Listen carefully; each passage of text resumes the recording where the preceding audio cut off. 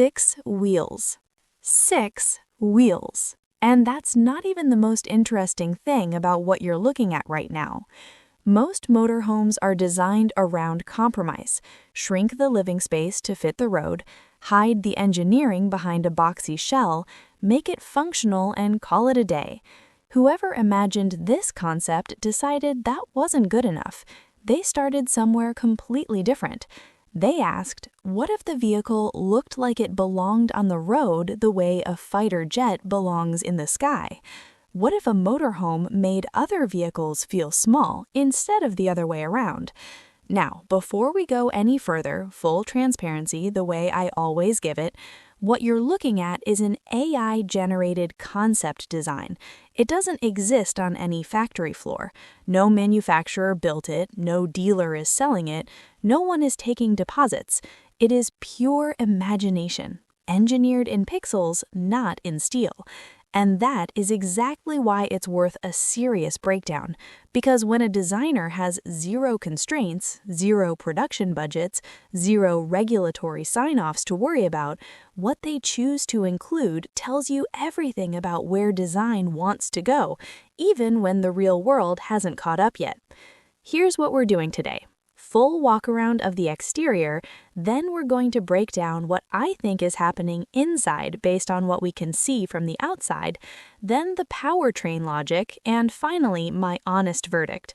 Stay with me because there is something happening at the midsection of this vehicle where that upper deck meets the cab that I haven't seen executed quite like this before, and I want to save it for when we get there because it deserves the full context. Let's get into it. The front face. The first thing this concept does right is something most motorhomes get completely wrong. It has an identity. Stand in front of this thing and it doesn't look like a box on wheels with a cab bolted to the front. It looks like a singular design statement.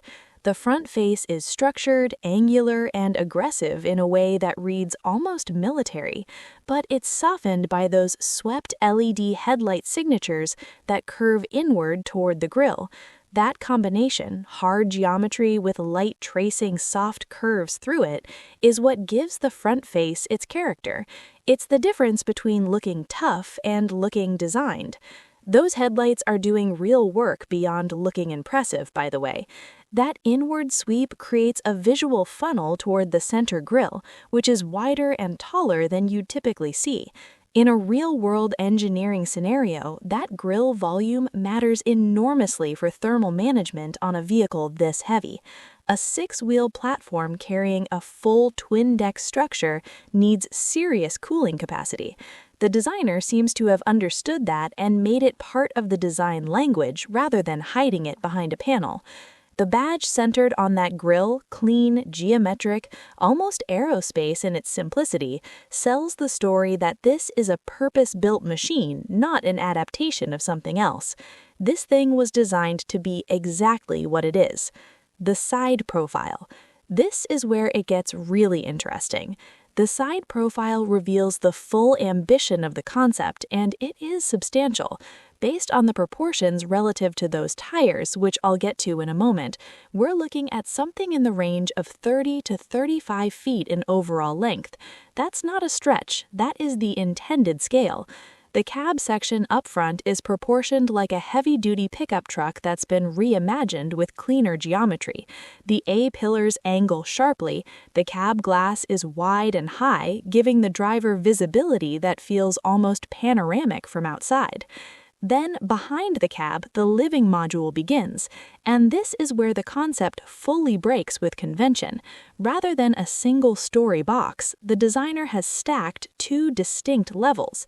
The lower living deck sits roughly at cab roof height, and above that, elevated, cantilevered slightly outward, framed in panoramic glass, the upper observation deck.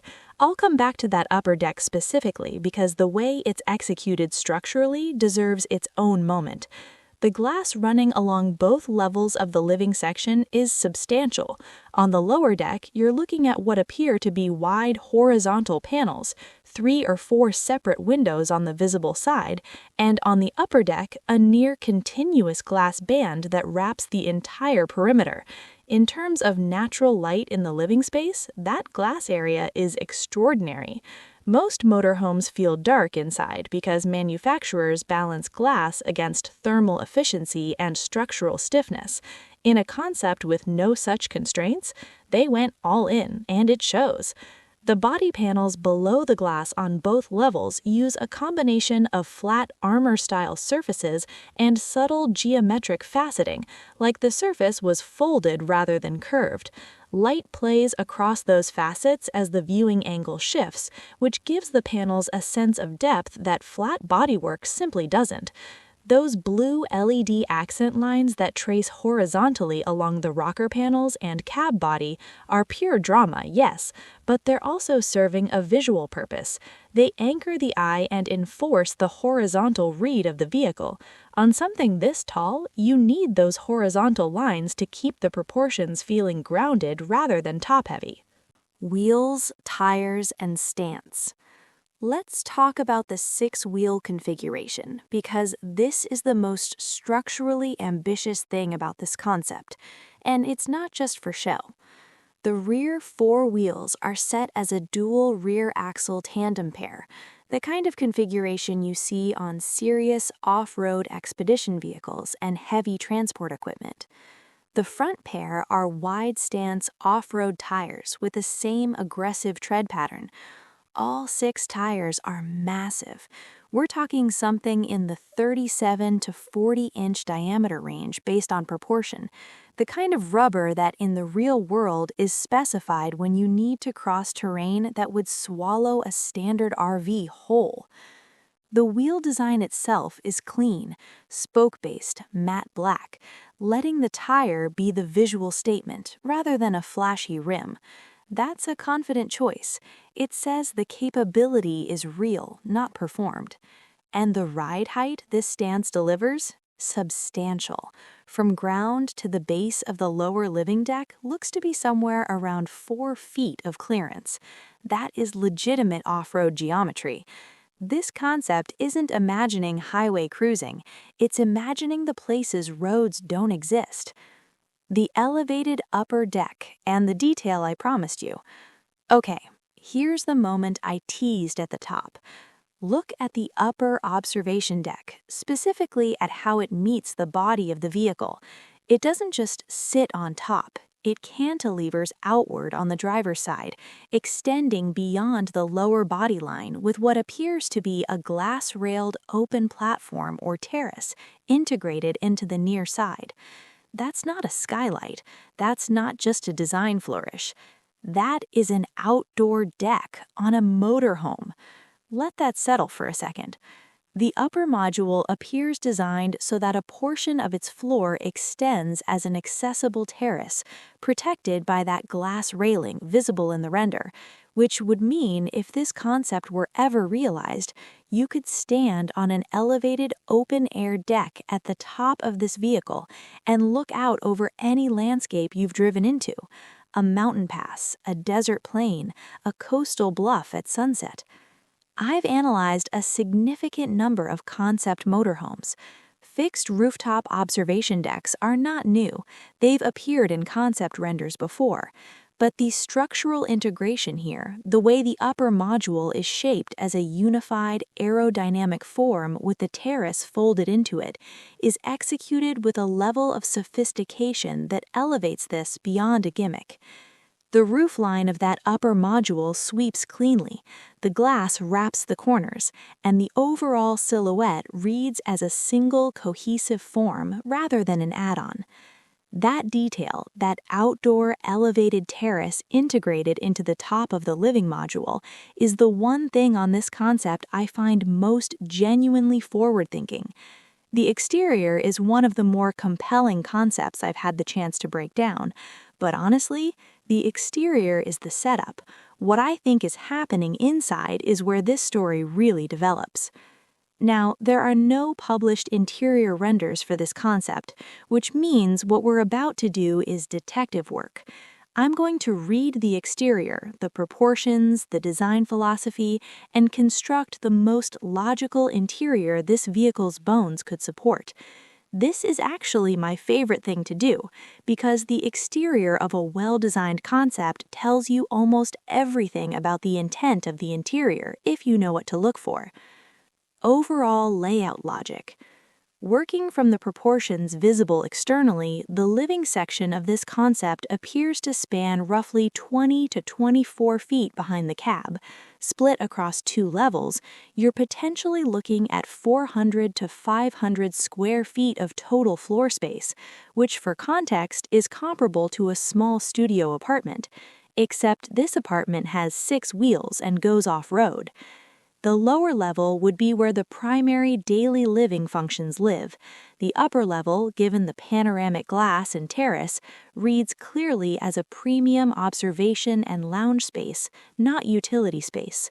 That separation of function across 2 levels is actually a sophisticated layout decision. It means the working spaces, kitchen, bathroom, storage, don't compete visually or acoustically with the living and relaxation spaces. In a traditional single-deck motorhome, everything is on the same plane, and the result is a space that never fully feels like either a home or a vehicle. Stacking the levels solves that problem elegantly. The cockpit. The cab section deserves its own moment. From the exterior, the A-pillars angle at roughly 60 degrees, which is steep, which means excellent forward visibility. The cab roof height and the amount of glass in the cab suggests a driver's environment that would feel surprisingly airy for a vehicle of this scale. In a concept this forward-thinking, I'd expect the cockpit to propose some degree of semi-autonomous driving capability, not full self-drive, but meaningful driver assistance, large heads-up display projection across the wide windshield, camera-based blind spot systems, essential given this vehicle's width, probably a simplified tablet-style control interface rather than a bank of physical switches. The transition between the cockpit and the living space through the cab's rear wall is a design challenge. How do you move between driver mode and home mode? In a concept at this level of ambition, I'd expect a glass partition with an automatic privacy mode, something that lets the driver feel separated from the living environment when focused on the road, and then dissolves that boundary when stationary. The lower living deck, based on the window placement and floor plan geometry, would most logically organize as entry and living area at the midsection closest to the cab, kitchen towards the rear of the lower level, and bathroom in a transverse corner where plumbing runs are shortest. The living area receiving light from those wide horizontal windows would have a genuinely residential feel, not the narrow, dim corridor feeling of a conventional RV. That glass exposure means the living space would shift with the landscape. You'd park in a forest and your walls would reflect the trees. You'd park on a cliff edge and the light through those windows would change everything. Ceiling height on the lower deck, based on the exterior proportion between axle centerline and the bottom of the upper module, is likely in the range of 6'6" to 7 feet. That's full stand-up height. In a vehicle this size, that's not a given. It's a deliberate design decision, and it transforms how the space feels. This is the difference between living in this thing and just occupying it. The kitchen would need to justify this vehicle's ambition. A compact galley layout won't cut it here. Based on the overall scale, I'd estimate room for something closer to a residential depth counter run, induction cooktop, an integrated refrigerator, and perhaps a single-drawer dishwasher. Compact without feeling like a compromise. Upper observation deck. The upper deck is the headline interior space, and honestly, it might be one of the most dramatic living environments ever proposed in a land vehicle. If my exterior read is right, that near-continuous glass band wrapping the upper module means the interior of the upper deck is essentially a glass room in the sky. Not a sunroof, not a skylight strip, a room where 3 walls and the ceiling are primarily glass. The practical seating arrangement up here would almost certainly be lounge-focused, low-profile seating that keeps sightlines clear of the window frames, perhaps convertible daybeds oriented toward the panoramic views, a small wet bar or beverage station, ambient lighting integrated into the structure, which the exterior blue accent system already hints at strongly, and then the terrace. If that outdoor platform is accessible from the upper deck interior, and structurally it has to be, there's nowhere else to access it from, then the transition from glass-wrapped interior lounge to open-air elevated deck would be one of the most genuinely remarkable spatial experiences ever conceived for a mobile living environment. Imagine parking this thing at the rim of a canyon, walking through the upper lounge, sliding open a glass panel, stepping onto an elevated deck 12 feet above the desert floor, nothing between you and the horizon. That's not camping. That's not even glamping. That's something new. Sleeping quarters. The sleeping arrangement would most logically occupy a rear section of the lower deck, separated from the main living area by a partition, ideally a sliding glass door that can be closed for acoustic and visual privacy. Based on the lower deck floor plan logic, a queen or king-sized bed, oriented transversely, that is, perpendicular to the direction of travel, is geometrically possible and would be the most comfortable use of the available width. Overhead storage integrated into the ceiling structure, bedside surfaces on both sides, and given the window line on the lower level, there's a real possibility of a window at bed height, meaning you could lie in bed and look outside at whatever landscape you've parked in. That detail, in a real-world build, would make this a truly extraordinary sleeping environment. Now, powertrain. This is where the fictional nature of this concept either holds up logically or falls apart. Let's see how it does. The 6-wheel challenge. 6-wheel drive on a vehicle of this mass and this twin-deck structure would be heavy. We're likely talking somewhere in the 20,000 to 25,000 pound range fully loaded, is not a trivial engineering problem. In a near-future production scenario, there are really 2 credible approaches. The first is a central electric motor or pair of motors driving all 6 wheels through a transfer case and traditional drive shafts. Robust, proven at scale in military and expedition applications, and serviceable. The second, and this is where the concept gets really interesting, is individual hub motors at all 6 wheels, an e-axle at each corner, essentially. That configuration eliminates the mechanical complexity of drive shafts entirely, allows torque vectoring on every axle independently for genuinely impressive off-road capability, and opens up the floor plan because there's no drive shaft tunnel consuming space in the living area. Hub motors at this vehicle's weight class don't exist in production yet at the power density you'd need, but the technology trajectory is pointing clearly in that direction. This concept, in that sense, is probably about 10 years ahead of where the supply chain is right now. Energy storage. For a vehicle this size, you'd be looking at a battery pack in the 250 to 400 kilowatt-hour range to achieve meaningful range and off-grid capability. For context, a large current production electric vehicle runs around 100 kilowatt-hours, so this would be a fundamentally different category of energy storage, physically large, probably distributed under the floor of both levels to keep the center of gravity manageable. The solar integration here is worth discussing.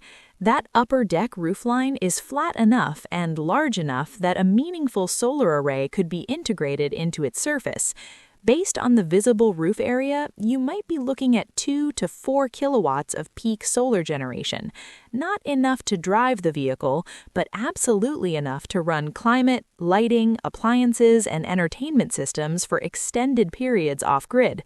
In a concept that imagines parking in remote landscapes, solar supplementation isn't a nice-to-have, it's essential. Range? In a real-world engineering scenario, something in the 200 to 300 mile range on a full charge is credible for a vehicle this size with that battery capacity. Not a cross-country highway cruiser, but more than sufficient for the expedition to campsite use case this vehicle's design clearly imagines. All right, my honest take. This concept does several things genuinely well and a few things that warrant real questions. What it gets right? The six-wheel stance, the twin-deck structure, and the elevated outdoor terrace are a coherent vision. They're not features thrown together.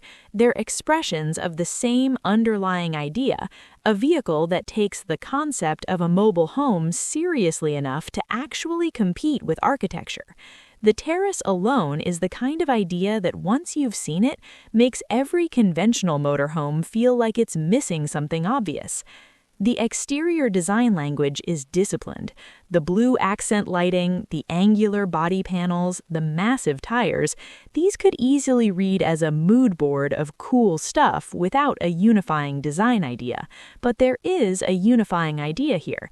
This is a vehicle that looks like it was engineered, not assembled, and that coherence earns it credibility as a concept.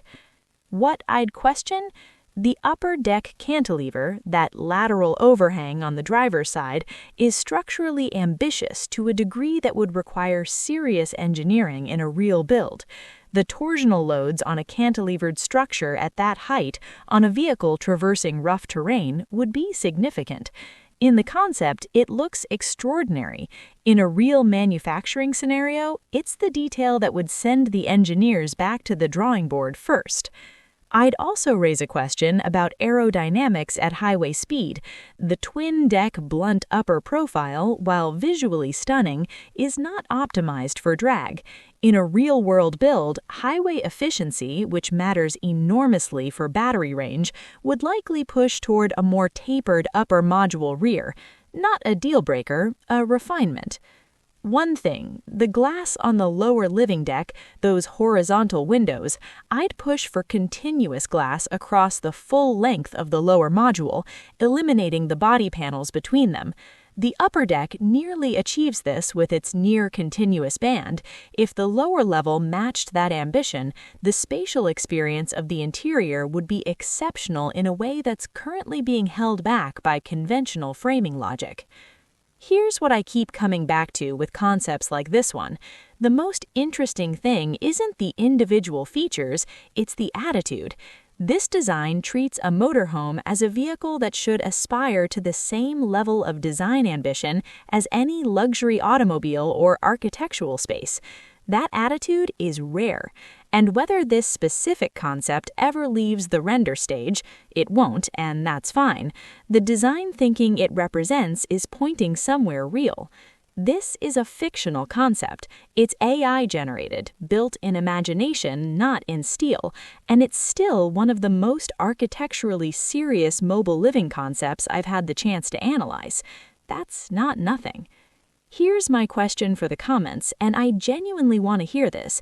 That elevated outdoor terrace on the upper deck, game-changing feature or engineering nightmare waiting to happen? Make the case either way, drop it below, I read every single one. And if this kind of deep dive concept analysis is what you come to YouTube for, there's a lot more of it here, and hitting subscribe is honestly the simplest way to make sure you don't miss what's coming next. I'll see you in the next one.